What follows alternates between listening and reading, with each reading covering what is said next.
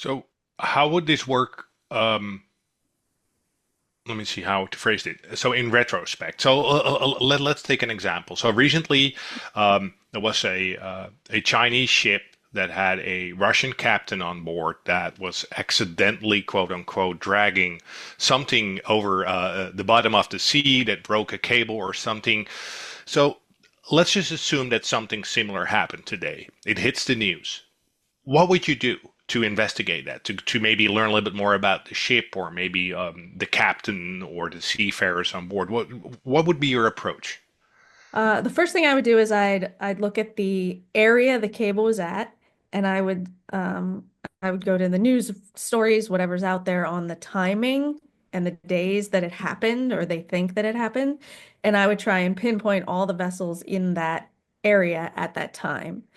Um, because the ones that they've reported, yes, they have been anomalous, but at the same time, there's been a lot of other ships there that have been very interesting. And I think I posted on Twitter I think it was maybe four cable cuts ago. One of the vessels they had called out, there were also like three other that were Russian or Chinese that were in that area that were kind of like hanging out over the cables at the same time. So that would be the first thing I would do is narrow it down to who was there. And then I'd look at their paths. Are they just kind of staying in the same spot for the entire time that they're there, like just hanging out? Is that weird for the area? Or are they just going right over and going on their way? Are they going back and forth? Are the pings showing that they're kind of scanning the bottom or looking for something? And then once I narrow it down to the vessels, I would go and I would look who owns them.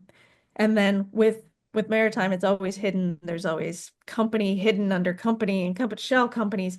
So you really have to get good at understanding the layers of companies. So the one that owns the vessel, if it's called Vessel One, it might be Vessel One Company. Like that could be the name of it because all they own is that vessel. But they're not working alone, so you have to figure out who owns that company and then who owns that company and then ultimately does it lead to China or does it lead to Russia?